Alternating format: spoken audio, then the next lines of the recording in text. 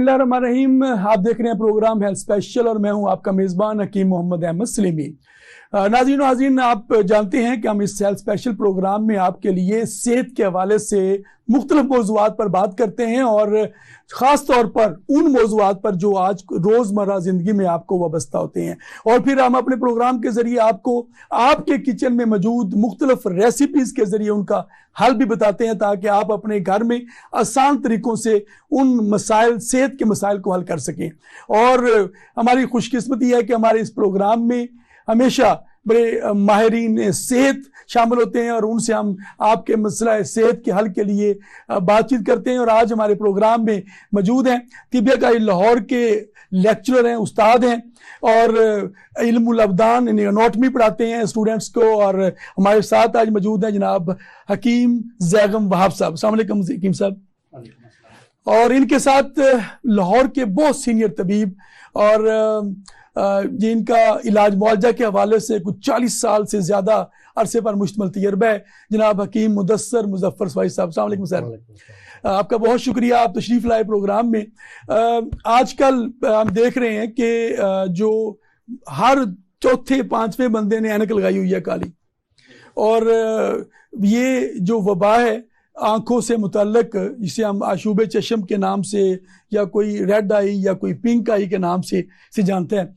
और मैं गुज़िश्ता दिनों गया हुआ था उम्रा की सलाह हासिल करने, वापस आया तो मैंने देखा कि हर दूसरे तीसरे बंदे ने ऐनक लगाई हुई है। हालांकि इन्फेक्शन का इम्कान ज़्यादातर तो वहाँ पे होता है जहाँ रश बहुत होता है, वहाँ मैंने देखा कोई मामला नहीं था। पाकिस्तान में आया हूँ तो हर तीसरे चौथे पांचवें बंदे ने काली ऐनक लगाई हुई, और कई दोस्तों का फ़ोन आ रहा है कि हम आपको मुबारकबाद देने के लिए इसलिए नहीं आए कि हमने काली ऐनक लगाई हुई है, हमें इन्फेक्शन हो गई है आंखों की। तो मैं सिर्फ ये कि अपने नाजरीन की इल्म के लिए, उनकी आगाही के लिए ये जानना चाहता हूँ कि ये आशूब चशम, ये रेड आई या पिंक आई है क्या बेसिकली? बिस्मिल्लाहिर्रहमानिर्रहीम। जी सलीम साहब, बहुत शुक्रिया आपका, आपने इंतहाई अहम मौजू पे बात करने का मौका दिया। हम बात करें आशूब चशम की, तो आशूब के मतलब हैं दुखना, दर्द के, पेन के। तो असल में जो आँख का दर्द है ना, उसको कहते हैं आशूब चशम। अब आँख के दर्द की बहुत सारी वजूहात हो सकती हैं। बेसिकली अगर हम बात करें इसकी, जो अभी हालिया दिनों में जो अमराज फैला हुआ है, तो ये एक वायरल इन्फेक्शन है। जो हमारी सफ़ेद झिल्ली है, जो हमारी सफ़ेद आँख है, इसकी जो पतली झिल्ली है उसको कहते हैं कंजक्टिवा। तो जो इसका इन्फ्लेमेशन है वो कहलाता है कंजक्टिवाइटिस। ओके।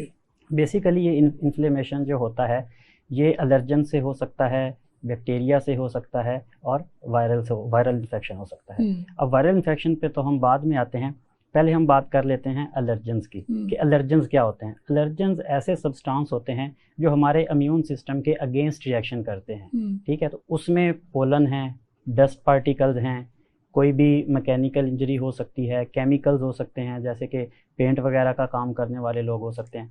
तो इस तरह के जितने भी केसेस, जो भट्टों पे बहुत जहाँ आग का इस्तेमाल है, जहाँ पे लोहे फुलाद वगैरह का काम पिघलाने का काम है, शीशा साजी की सनत है, जहाँ पे ज्यादा हिस्टामिन आपकी बॉडी के अंदर कुदरती तौर पर पाए जाने वाले केमिकल है जो किसी मुख्तलिफ एलर्जेंस की वजह से उसकी सिक्रीशन बढ़ जाती है, तो जो बेसिकली एलर्जी का बायस बनती है। जो आप मुख्तलिफ एलर्जी सुनते हैं, जब वो हिस्टामिन लेवल बॉडी में बढ़ जाए तो उसका रिएक्शन नजर आता है। सवाई साहब, ये हम इसकी जो आम अलामात हैं, मतलब ये सुर्ख आंख तो कई दफा हमने देखा है कि रात को सोए सुबह आंख आप वो बच्चे ने सोते हुए मलता रहा, उससे भी सुर्ख होगी। क्या हर सुर्ख आंख को हम अशूबे चशम में लेंगे? नहीं, इसलिए ये मसला सही नहीं है कि हर सुर्ख आंख को लेंगे। बाज़ दफ़ा कंडीशन इस तरह होती है कि ये जब अशूब चशम की बीमारी फैलती, इसकी अलामतें कुछ और होती हैं जी। और वैसे ही अगर किसी आदमी को कोई और डिजीज़ है उसके हिसाब से हुई है तो वो और चीज़ है। यानी वो मोटर बाइक पे चलाता हुआ आ रहा है और हेलमेट नहीं पहना हुआ, ग्लासेस नहीं लगाए हुए, आँख में कोई कंकर कोई चीज़ पड़ गई, उसको उसमें मलना शुरू कर दिया, तो हम उसको अशूब चशम नहीं कहेंगे। अशूब चशम जो बेसिकली आजकल जो फैला हुआ है, उसकी कंडीशन इस किस्म की है कि आप बाहर से आए हैं या घर के अंदर ही किसी फर्द को इस तरह की अलामत है और आपने बड़े गौर से उसको देखा, फॉर एग्जांपल ये किया, या गर्म जगह से ठंडी जगह पर चले गए, या बाहर निकले और धूप की तरफ जल्दी से देखा, वो वायरल डिजीज जो है उस टाइम इफेक्ट करती है, और जब वो इफेक्ट करती है तो उसके कुछ देर के बाद, फौरी बहुत नहीं होता, थोड़ी देर के बाद वो आहिस्ता आहिस्ता आंख की सुर्खी की तरफ आना, आंख में चुभन शुरू हो जाती है। और इसमें यह भी देखा गया कि कोई आशुब चश्म का पहले ही आजकल जो वायरल डिजीज का जो पेशेंट है घर में, बच्चा बूढ़ा मर्द औरत कोई भी है, उसको अगर गौर से वह देखता है या वो कोई कहता है उसे कि यार मुझे जरा साफ कर दो, आंख में क्या पड़ गया देख लो, उसके देखने से भी ये वायरल डिजीज मुंतकिल हो जाती है। वो नहीं कि वो उसे कपड़ा या हाथ लगा लिया, तौलिया, यानी कि हम आपकी बातों से ये लगा कि 2-3 अलामात जो हैं, मतलब आंखों की सुर्खी, साथ उसमें चुभन या दर्द होना, और फिर आंसू, पानी का आंखों से पानी बहना, ये 2-3 अलामात आ रही हैं, तो आप समझे कि आपको अशुबे चश्म, जिस तरह जैगम साहब ने कहा कंजक्टिवाइटिस जो है वो उसको मसला हो गया हुआ है। अच्छा, आप बात कर रहे थे कि ये वायरल भी होता है, ये बैक्टीरियल भी है, ये एलर्जी की वजह से भी है, फिर वो मुख्तलिफ काम वो भी उसकी सबब भी कहीं ना कहीं एलर्जी बन रही होती है। तो ये जो आजकल वबा फैली हुई है, बेसिकली ये तो वायरल है, जो एपिडेमिक कह सकते हैं इसको, ये एक एपिडेमिक की सूरत में अब फैली हुई है, और देखते ही देखते पूरे लाहौर को उसने और मुख्तलिफ जगहों पे, फिर जो लोग यहाँ से बाहर सफर कर रहे हैं वो ज़्यादा जहां भी जा रहे हैं वहां पे ये वबा लेके जा रहे हैं। तो ये थोड़ा सा डिफरेंशिएट कीजिए कि ये वायरल, बैक्टीरियल, एलर्जी में क्या फर्क क्या है इसमें? जी, असल में कंजक्टिवाइटिस की ये 3 टाइप्स हैं। एलर्जी कंजक्टिवाइटिस है, बैक्टीरियल है और वायरल है। एलर्जी का जैसे मैंने पहले जिक्र कर दिया कि वो जितने भी हमारे एलर्जेंस हैं, जिसमें डस्ट पार्टिकल्स हैं, पोलन्स हैं, उनसे रिएक्शन से होगी। अगर हम बात करें बैक्टीरियल और वायरल की, तो बैक्टीरियल और वायरल में मोस्टली जो ज़्यादातर होती है वो बच्चों में बैक्टीरियल कंजक्टिवाइटिस पाई जाती है, और बड़ों में जो है वो वायरल कंजक्टिवाइटिस पाया जाता है। ठीक है, तो ज़्यादातर इसका जो ट्रांसमिशन है वो कॉन्टैक्ट से होता है, छूना। इसमें 2 तरह के कॉन्टैक्ट हैं, एक डायरेक्ट कॉन्टैक्ट है और एक इसमें इनडायरेक्ट कॉन्टैक्ट। डायरेक्ट कॉन्टैक्ट में ये होता है कि जैसे आपने सीधा उस बंदे से हैंड शेक कर लिया, गले मिल लिया, उसकी कोई चीज़ आपने जो है वो यूज़ कर ली, तो सीधे से तौलिया वगैरह, कोई चीज़ ऐसी, बिल्कुल, ये है डायरेक्ट कॉन्टैक्ट। और इनडायरेक्ट कॉन्टैक्ट की बात करें तो ये है कि अगर किसी बंदे ने कोई चीज़ यूज़ की और उसने किसी जगह पे रख दी, आपने वो आके वहाँ से उसको छू लिया और फिर अपनी आंख पे लगा लिया, तो ये है उसका इनडायरेक्ट कॉन्टैक्ट। जी, तो जो हमारी इसमें हम डिफरेंशिएट इस तरह कर सकते हैं कि जो बैक्टीरियल कंजक्टिवाइटिस है उसमें ज़्यादातर ये होता है कि जो आप जब सुबह उठते हैं तो आपकी जो उठने के फौरी बाद आपकी जो ये पलकें हैं ये चिपटी होती हैं, और इनमें जर्दी माइल और सब्ज कलर का जो होता है वो मवाद जमा होता है वहाँ पे। ठीक है, और अगर हम वायरल की बात करें तो वायरल में वो पंजाबी से कहते हैं गिड्डियां ही होती हैं। जी बिल्कुल, गिड्डी होती हैं वो। तो वायरल में वो ट्रांसपेरेंट होता है, क्लियर क्रिस्टल कलर का होता है। तो इससे भी हम ये देख सकते हैं कि ये बैक्टीरियल है या ये वायरल है। अच्छा, वो आपकी बातों से ये भी लगा, हाँ जी, वो जिस तरह वो आमतौर पर छोटे बच्चों में, चूंकि छोटे बच्चों में वालिदैन एहतियात नहीं करते हैं, ये हम इसके अलावा भी हम गौर करते हैं ना कि वो छोटे बच्चों के हाथ गंदे हैं, उस तरह सो गए हैं, वो सोते में उन्हें आंखें मली, तो उन बच्चों का हम खास देखते हैं कि आंखें उनकी चिपकी होती हैं, वही जो हम गिड्डों की बात कर रहे हैं, या वो जो जर्दी माइल मवाद है वो उसमें चिपक लगा होता है। तो वो उनको समझना चाहिए कि उनकी आंख में कहीं ना कहीं इन्फेक्शन है, उनको उसको इजी ना लें, उसको जरा केयर करें वालिदैन को, खास तौर पर छोटे बच्चों के। बच्चों में बेहतियाती बहुत ज्यादा होती है, फिर बच्चों ने स्कूल जाना, वहाँ पे एक बच्चे से दूसरे बच्चे में इसका ट्रांसमिशन होना, तो बच्चों में इसकी बेहतियाती बहुत ज़्यादा होती है। इसके लिए यही चाहिए कि जब पेरेंट्स को ये नज़र आए कि बच्चों की आंखों में कोई मसला नज़र आ रहा है उनको, तो वो उनको घर में रखें, बाहर जाने से रोकें, उसका एक्सपोजर जितना हो उसको कम करें, तो इससे फिर इसको बचाया जा सकता है। ये हम देखते हैं कि जिस तरह वबा फैल रही है, तो इसमें घर में 10 लोग हैं, 2 या 3 लोगों को हो गई, बाकी 7 लोग महफूज हैं, या 5 लोगों को हुई, 5 को नहीं हुई। तो वो अब उनका जो एक तो बात कह सकते हैं कि जी उनका वो तौलिया नहीं इस्तेमाल करते, या रुमाल इस्तेमाल नहीं करते, या वो जो भी वो उनके तकिया है, वो बेडशीट, यानी कि वो ज़ाहिर है कि घर में रहते हुए ये मुश्किल होता है कि आप उनकी जो कंटेक्ट वाली चीज़ें उनसे महफूज रह सके। ज़ाहिर है कि आप अगर उनका तकिया है वो सोए हैं तो उससे भी मामला होता है, आप बेडशीट पे बैठे हैं, तौलिया इस्तेमाल करते हैं, रुमाल इस्तेमाल करते हैं, मुख्तलिफ चीज़ें हैं। तो वो जो 5 लोग बच गए और 5 को हो गया, इसमें क्या है मेडिकल साइंस है? इसमें मेडिकल साइंस तो कुछ नहीं है, ये तो एक कुदरती तौर पे बॉडी में स्ट्रक्चर के हिसाब से है कि इम्यून सिस्टम जिसका मजबूत है उसको तो कोई भी बीमारी, आशुब चश्म के अलावा कोई भी बीमारी है, उसके कुदरती तौर पर जो है ना उससे हिफाजत हो जाती है उसकी, ठीक है। लेकिन दूसरा एक, अगर 2 आदमियों को हुआ है, एक आदमी को हुआ, किसी बच्चे बूढ़े को किसी को हुआ, तो नेक्स्ट जो है वो खुद ब खुद एहतियात करना शुरू कर देते हैं। और उसमें सबसे बड़ी एहतियात यही होती है कि एहतियात जितनी की जाए, उनका यूज शुदा चीज़ें हैं, बल्कि मैं तो ये कहूँगा कि उसमें टॉवल और कपड़े का तो इस्तेमाल होना ही नहीं चाहिए। सिंपल, अगर बहुत ज़्यादा प्रॉब्लम हो तो टिश्यू लेके उसको प्रेस किया जा सकता है और उसको ठंडे पानी से धोने के बाद उसको अगर हम बिल्कुल खुला छोड़ दें, हवा से खुश्क हो जाए, वो ज़्यादा बेहतर होगा। या तो टिश्यू इस्तेमाल करें ताकि वो ज़ाया किया जा सके। यानी कि डिस्पोजेबल चीजें यूज करें, वो जो रीयूजेबल चीजें हैं उनसे अवॉइड करें इस इंफेक्शन के दिनों में। बल्कि यहाँ तक कि जो नहाने के लिए जो साबुन वगैरह या इस तरह की चीजें होती हैं उनसे भी अवॉइड किया जाए। बिल्कुल, उनसे भी बहुत ज्यादा। वॉशरूम में साबुन है वो सारे इस्तेमाल कर रहे हैं, और जिसने उसको किया फिर वो कोई दूसरा करेगा तो इन्फेक्शन हो जाएगी। गोया कि आप ये कह रहे हैं 2 चीजें हैं, एक तो जिसने एहतियात की वो बच गया, बिल्कुल। दूसरा जिसकी कुव्वत मुदाफियत बेहतर है वो भी महफूज रहा। बिल्कुल। तो कुव्वत मुदाफियत को, यानी कि ये भी अब हमने कोरोना के दिनों में बहुत बात सुनी कि जिनकी मुदाफियत अच्छी है कोरोना से महफूज रहे। जितनी भी वबाएं आती हैं उसमें मुदाफियत की बात की जाती है कि इनकी जो कुव्वत मुदाफियत अच्छी थी तो ये बच गए। तो कुव्वत मुदाफियत, आप दोनों से मेरा बारी बारी ये सवाल है कि कुव्वत मुदाफियत को ठीक रखने के लिए क्या करें? इसमें कुव्वत मुदाफियत जो है, अपनी इम्यूनिटी को बूस्ट करने के लिए सबसे पहले तो हमें हेल्दी डाइट पे जाना पड़ेगा। उसमें हम देखें कि हमारी डाइट किस तरह की है। तो नेचुरल डाइट होनी चाहिए, जितने भी बाहर के खाने हैं, जंक फूड है, उनसे परहेज़ करनी चाहिए, कोल्ड ड्रिंक वगैरह से परहेज़ करनी चाहिए, और स्मोकिंग और अल्कोहल, इन सब से हमें परहेज। बाहर के जो हॉट ड्रिंक है वो ठीक है जो बाजार से हम गर्म मशरूबात पीते हैं वो ठीक है, या उससे भी अवॉइड करना चाहिए? यानी बाहर की जो चीजें हैं, बाजारी चीजें हैं, आम लफ्जों में इनके बाजारी चीजें, जो ठंडे या गर्म मशरूबात हैं, जो वो कंटेमिनेशन है बेसिकली, इन्फेक्टेड लोग यूज कर रहे हैं या मुख्तलिफ लोग यूज कर रहे हैं, तो उनसे हमने महफूज रहना है। उनसे महफूज रहना। उसके बाद हमें, अच्छा, उसमें सुबह के टाइम जल्दी उठना, फजर के टाइम उठें, नमाज अदा करें और मॉर्निंग वॉक को अपना मामूल बनाएं। ख़ास तौर पे उसमें आप वर्कआउट करें, 20 से आधे घंटे का, 20 मिनट का आप वर्कआउट करें। तो ये वो बेसिक चीज़ें हैं जिनसे हम अपनी इम्यूनिटी को बूस्ट कर सकते हैं। जी। अब इसके साथ कंडीशन इस किस्म की आती है कि आजकल के दौर में रहते हुए हेल्थ को बरकरार रखने के लिए, इम्यून सिस्टम को बरकरार रखने के लिए हमें कुछ चीज़ों पर बड़ा गौर से ध्यान देना पड़ेगा।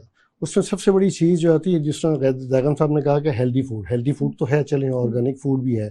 उसके अलावा हमारे उठने का, हमारे सोने का, हमारे काम करने का टाइम, इसका सबसे बड़ा इम्यून सिस्टम पे बहुत गहरा असर पड़ता है। एक नॉर्मल इंसान को 8 से 9 घंटे के लिए नींद बहुत ज़रूरी है।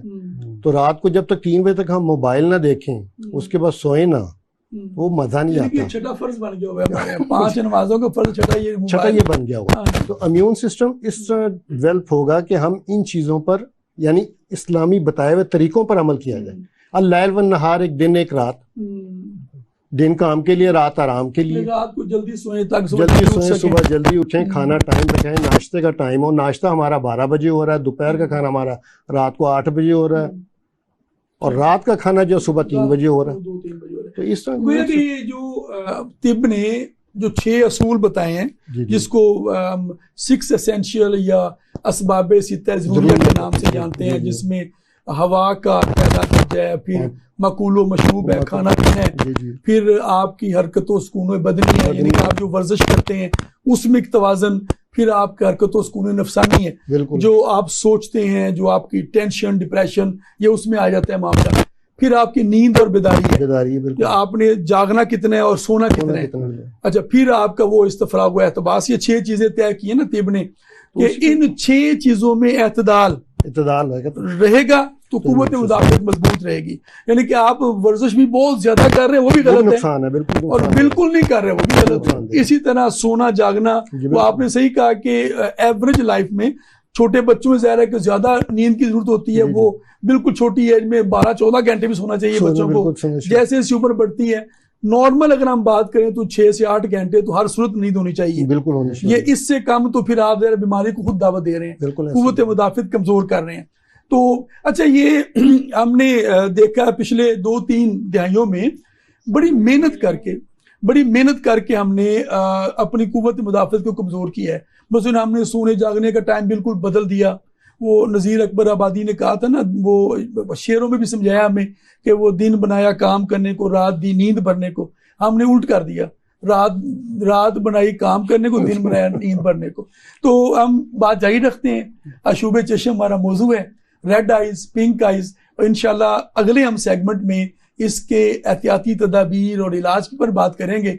नाज़रीन हमारे साथ रहिए। यहाँ हम ले रहे हैं वक्फा, और वक्फे के बाद हम अशूब चश्म अगर हो गया है तो फिर उससे कैसे आपने बचना है, उससे कैसे निजात हासिल करनी है, और क्या एहतियाती तदाबीर हैं जो अख्तियार करें तो दूसरे लोग आपकी अशूब चश्म से महफूज रह सकते हैं। हमारे साथ रहिए। लेते हैं एक वक्फा, वक्फे के बाद बात।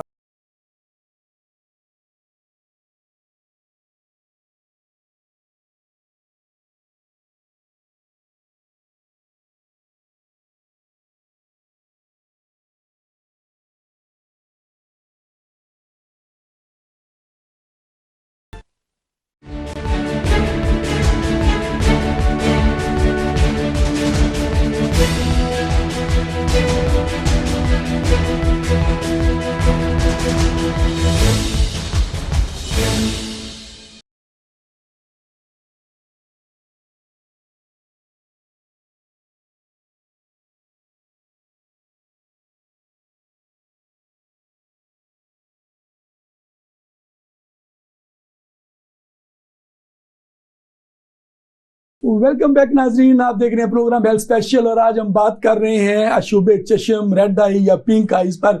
और आप देख रहे हैं कि आपके इर्द गिर्द हर जगह पे आपको मुख्तलिफ बस स्टेशन पर, बाजारों में, मुख्तलिफ जगहों पे, आपके घरों में हर चौथा पांचवा आदमी काली काली बड़ी बड़ी ऐनक लगा के फिर रहे हैं, बच्चे बड़े सब।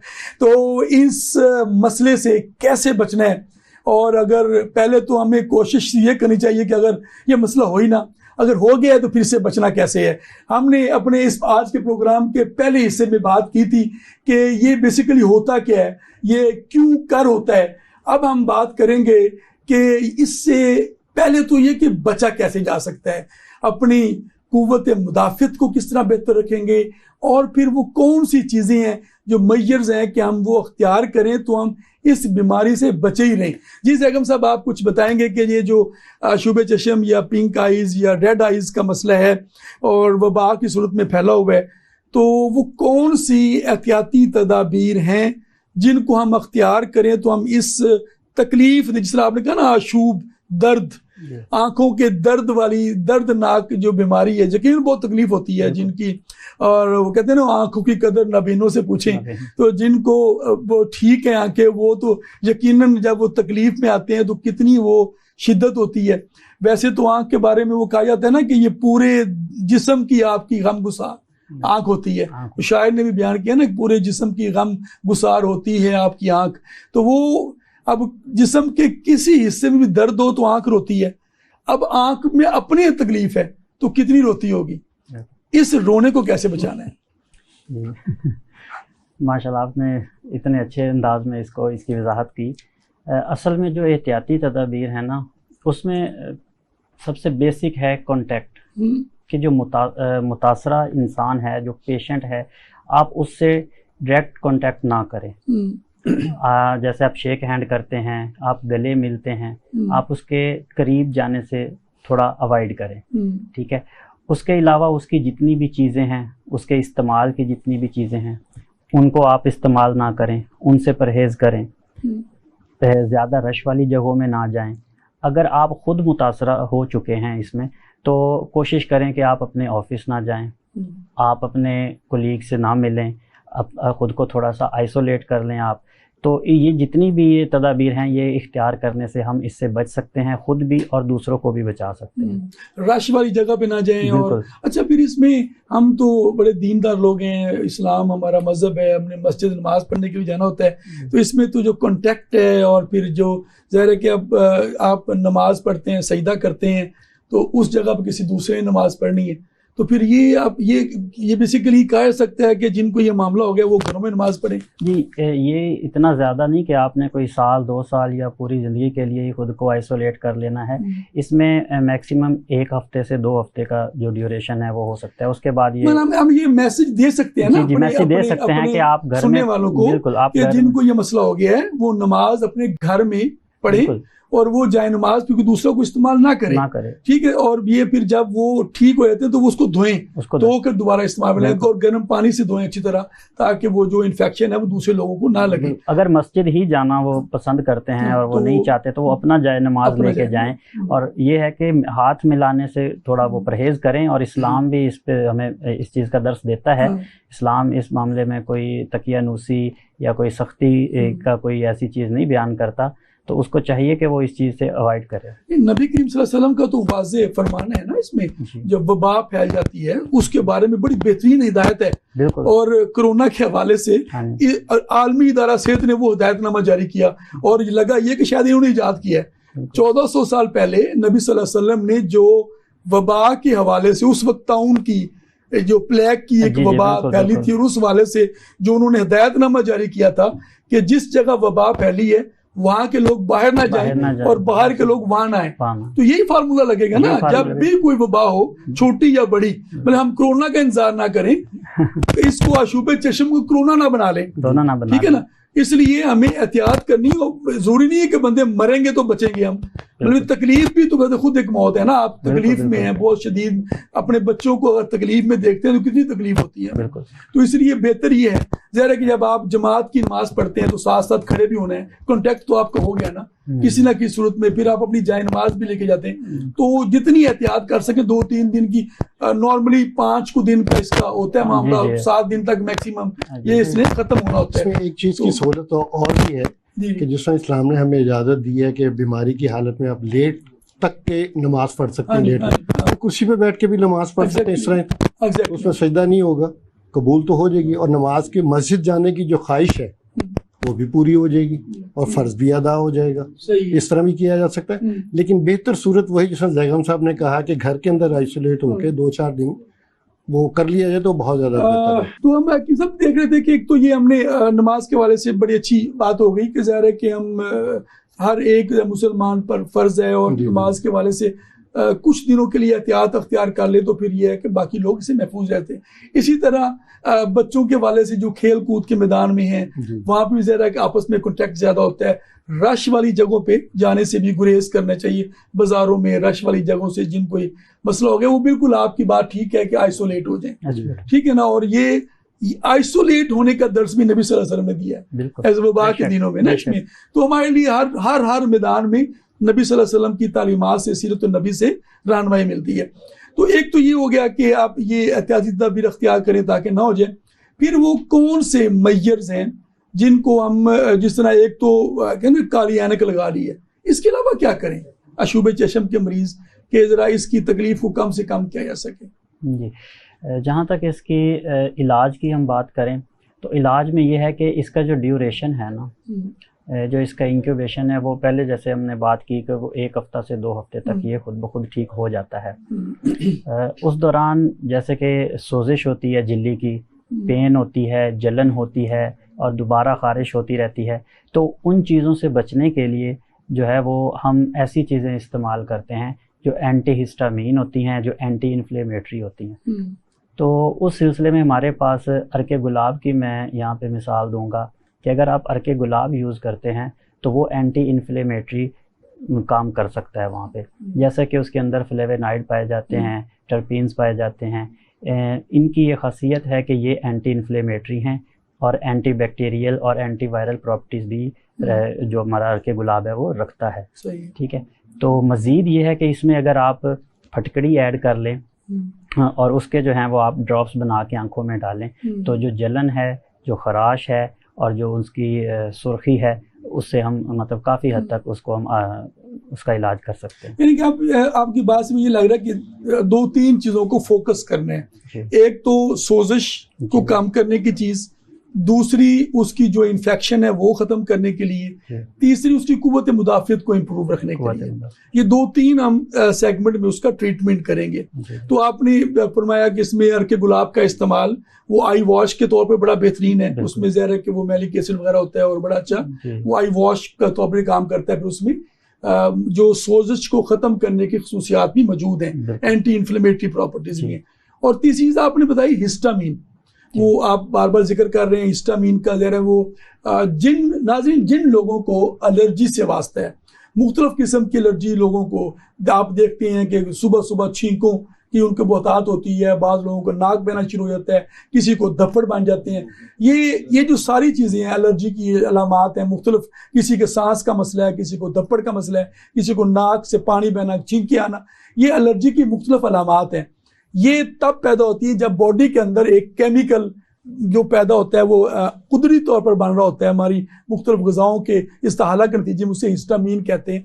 जब वो हिस्टामीन लेवल बॉडी में बढ़ जाता है, जो अब जैगम साहब ने फरमाया, तो उसके नतीजे में फिर ये अलामात रूनुमा होती हैं। तो हम उस सूरत में फिर वो अद्वियात देते हैं जो इस लेवल को कम कर दे या सुप्रेस कर दे, दबा दे।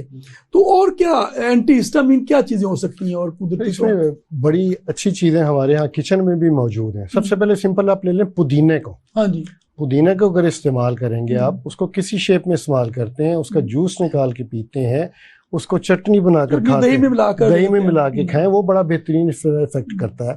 दूसरा इसमें ये है कि जो मेन चीज जो इसमें आती है, फटकरी का बड़ा इसमें बड़ा अच्छा रोल है। इसमें सिंपल यही कि 25 या 26 कतरे जो हैं वो अर्के गुलाब के हैं, और इसमें 1 कतरा या 2 कतरे तक फटकरी के महलूल बनाकर उसमें डाल के वो आंखों में डाला जाए, उससे फौरी तौर पर इफेक्ट पड़ता है और फौरी तौर पर रिलीफ मिलता है इंसान को। लेकिन जैसे ये स्टार्ट होता है तो इसका एक मुझे तकलीफ हो रही है, किसी पेशेंट को तकलीफ है, उसको पता लग गया कि मुझे ये चीज होने वाली है, तो उसमें सबसे पहले इब्तिदाई स्टेज क्या है, इब्तिदाई स्टेज का इलाज क्या है? बर्फ के क्यूब्स हैं, बर्फ के क्यूब्स की आंख बंद करके टकोर दी जाए, उससे बहुत बेहतरीन इफेक्ट पड़ जाता होता है। उससे ठंडे पानी के छींटे मारे, लेकिन बाद में उसको ड्राई नहीं करना, ताकि टिश्यू से भी ड्राई ना करें, उसको ओपन छींटे मार के छोड़ दें, खुद ही खुश्क होने दें। ये उससे होता है। जहाँ तक ओरल चीजों के खाने की, ओरल मेडिसिन की बात आती है, हमारे तिब में माशाल्लाह इस तरह की बहुत बेशुमार चीजें हैं और जो बड़ी इफेक्टिव भी पाई गई हैं। यानी अतरीफल शात्रा है, अतरीफल मुंडी है, आरे के मुंडी है। अगर ये चीजें अवेल नहीं है तो 500 से सिंपल कंपनियों की चीजें मौजूद है। बिल्कुल। इसमें हम ये देखते हैं कि जिस तरह अभी तसर साहब फरमा रहे थे ना कि हो गया शुरू में ही मामले, इसको कंट्रोल करने के लिए मतलब आपने फटकरी की बात की, तो ये इसका जरा हमारे नाजरीन को आसानी के लिए अर्के गुलाब अगर 30 ml है तो मेरे ख्याल 120 मिलीग्राम फटकरी काफी रहेगी इसमें, ठीक है ना। तो वो जरा महलूल बनाने के लिए फिर उनको फटकरी कितनी होनी चाहिए, कैसे महलूल बनाना है, थोड़ा सा मुश्किल, तो मैं थोड़ा सा आसानी के लिए अगर आप तो 30 ml अर्के गुलाब और 120 मिलीग्राम ये 2 रत्ती, आम तिब में जो कहते हैं 2 रत्ती, वो 30 ml में 2 रत्ती का महलूल बना ले अर्के गुलाब का, तो वो डालें तो वो आप वो दर्द को भी और सोजिश को भी, बिल्कुल ठीक है ना। इसी तरह वो एक जिंक का महलूल भी हमारे यहाँ बनता है, तो वो भी इतनी मिकदार में मेरा ख्याल है वो 120 मिलीग्राम जिंक को 30 ml अर्के गुलाब हो मिलाकर, तो वो शुरू में डालें तो वो आपकी जो इम्यूनिटी उसको बेहतर करता है और वो जो इन्फेक्शन है उसको खत्म करने के लिए काफी। इसके अलावा भी आप एक बात कर रहे थे वक्फे में, आपने कुछ चीजों चाकसू का और उसका जिक्र कर रहे थे आप। चाकसू की मैं बात कर रहा था, रसोट की बात कर रहा था, जो हमारा बर्बेरस वल्गैरिस है, तो इसके आप तकरीबन आप ले लें 2 पीसेस ले लें। इसकी बार्क यूज़ होती है जिसको हम छाल कहते हैं, इसके आप 2 पीसेस ले लें, 2 टुकड़े वो ले लें और तकरीबन आप 5 ग्राम चाकसू ले लें। तो इनको आप 1 कप पानी के अंदर गर्म करें, गर्म करने के बाद इनको आप ठंडा करें, ठंडा करने के बाद इनसे आप अपनी आईज को वॉश करें, इसके ड्रॉप्स बना के डालें। तो ये भी सेम जैसे मैंने पहले बताया कि जितने भी हमारे अशूब चशम की जो अलामात हैं उनको दूर करने में ये बहुत हेल्पफुल साबित हो सकता है। ये हमारे कुदरती तौर पर जो तिब में इसको मुसफ़ी खून कहते हैं, और मुसफ़ी खून बेसिकली अगर जदीद जुबान में बात करें तो ये एंटी इन्फ्लेमेटरी है, एंटी इन्फेक्शन है, एंटी बैक्टीरियल प्रॉपर्टीज है, एस्ट्रिंजेंट प्रॉपर्टीज है, हम रादे कहते हैं। हाँ जी, मवाद को लुटाने वाले हैं। वो ज़रा कि वो हम तिब अगर बयान करना चाहिए थोड़े लोग मुश्किल में पड़ जाएंगे। तो जो बेसिकली जो इन्फेक्शन है या खून में खराबी पैदा हुई है, जिसको उर्फ आम में हम खून की खराबी कहते हैं, तिब के नुक्ता नज़र से ये उसकी इस्लाह कर देती है चीज़ें। और इसको हम लोकली यूज़ करेंगे, औरली भी पी सकते हैं इसको, चाकसू और इसका चंदे को। क्यों सर? हाँ जी, इसके बिल्कुल पी सकते हैं, लेकिन थोड़ा सा अपने आप को कहते हैं ना कि जिगरा मजबूत करना पड़ेगा, कड़वा होता है। पी सकते हैं। उसके अलावा ये एक सिंपल सी जड़ी बूटी है, मुंडी बूटी जिसे कहते हैं। इसकी असल क्वांटिटी है 9 दाने। इसको रात को आप 1 कप पानी नीम गर्म पानी में भिगो के रखें, सुबह छान के उसका पानी पी लें, वो बड़ा इफेक्टिव है इसके लिए। अच्छा, एक चीज और भी हम सुनते आए हैं, वो अक्सर हम घरों में सुहागे का इस्तेमाल, सुहागा वो इसको आम बोरिक कह देते हैं। तो ये भी अगर आप सुहागा कोई समझो कि टीस्पून का तीसरा हिस्सा अरे गुलाब में या गर्म पानी उबाल कर ठंडा किया हुआ उसमें महलूल बना लें, तो इसमें भी वो रुई के जो फाये या फंबा इसे कहते हैं, तो वो भी अच्छा समझते हैं ना उसके वो। लेकिन वो फेरने का तरीका जो है ना, वो जिस तरह बच्चों को आंखों में सुरमा डाला जाता है उस तरह फेर के उसके बाद में उसको डिस्ट्रॉय करना, जाया कर देना, दोबारा नहीं यूज करना, वो एक ही दफा यूं फेर के साइड उसको फेंक दिया। हाँ, तो इससे वो जो जलन और चुभन, खासतौर पर वो जो जिन लोगों में वो जो दर्द और रड़क कहते हैं, किड़क कहते हैं, रड़क या किड़क जो हो रही होती है ना, उसके लिए बहुत अच्छी चीज है। उसके लिए हमने देखा है इसमें। तो और इसके अलावा भी हम चीजें जो हैं, अतरीफल कशनीज भी रवायती तौर पर हमारे अतरीफल कशनीज है, अतरीफल ये शात्रा है, उसके अलावा माजून उशबा है, अरक उशबा है। अच्छा, अरक मुंडी खाने में विटामिन सी का रोल भी तो है ना। तो मुरब्बा आमला, अब नाम लेते मुंह से पानी आना शुरू हो गया ना, तो मुरब्बा आमला भी विटामिन सी का सोर्स है। बिल्कुल सोर्स है। ये भी हम तजवीज कर सकते हैं कि आप जिन लोगों में मामला है उन दिनों में अपनी इम्यूनिटी को बढ़ाने के लिए विटामिन सी के सोर्स के तौर पर सुबह 2 दाने मुरब्बा आमला खा लिया करें। इसके अलावा जो हमारा मुख्तलिफ त्रिफला है उसका पानी भी हम पी सकते हैं, या वो रात को वो हरड़ बेड़ा आमला वो रात को भिगो के रखें, सुबह उसका पानी पिए, तो वो आपकी इम्यूनिटी को भी ठीक करता है। आपके वो डिटॉक्सिफिकेशन का अमल जो है, नॉर्मली जो हम चीजें इस्तेमाल करते हैं वो डिटॉक्सिफाई बॉडी में नहीं होती, इसलिए भी इम्यूनिटी हमारी कमजोर हो जाती है ना। तो बहुत शुक्रिया, आज हमने आशूब चशम, रेड आई और पिंक आई पे बात की, और आपने बड़ी अच्छी अच्छी बातें की और हमारे नाजरीन को बड़े अच्छे मशवरे दिए। यकीनन हमारे जो नाजरीन हैं इनसे इस्तेफादा करेंगे। सुर्खी और दर्द होता है और उसकी वजह से आप तकलीफ महसूस करते हैं और आंखों से पानी बहना शुरू हो जाता है, चुभन होती है, और फिर कुछ दिनों के लिए आप अपने आप को आइसोलेट करना पड़ता है कि आपकी ये जो मसला है, ख़ास तौर पर जो वायरस और बैक्टीरिया की वजह से फैलता है। जिस तरह हमारे माहिरीन ने बताया कि बच्चों में ख़ास तौर पर ये बैक्टीरियल इन्फेक्शन होती है ज़्यादातर, और बड़ों में ये अमूमी तौर पर वायरल इन्फेक्शन देखी गई है।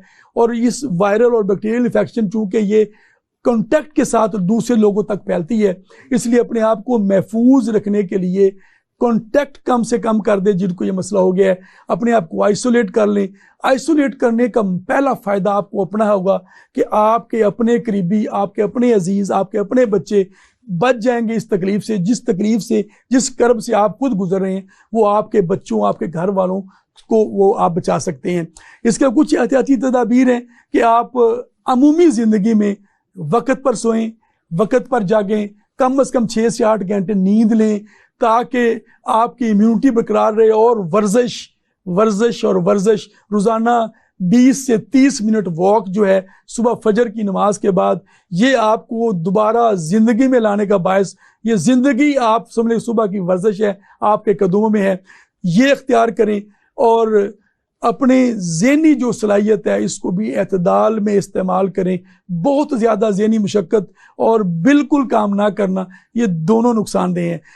हम इंशाल्लाह आइंदा आपको फिर ऐसे प्रोग्राम के साथ, जिसमें आपको आपके सेहत के वाले से नित नए मसाइल जो पैदा होते हैं उनके हल के लिए आपसे बात करेंगे, आप तक नई मालूमात पहुंचाएंगे। हमारा प्रोग्राम देखते रहिए और अपने मशवरों से और अपनी राय से भी ज़रूर आगाह करें कि हम इस प्रोग्राम को और किस तरह बेहतर कर सकते हैं।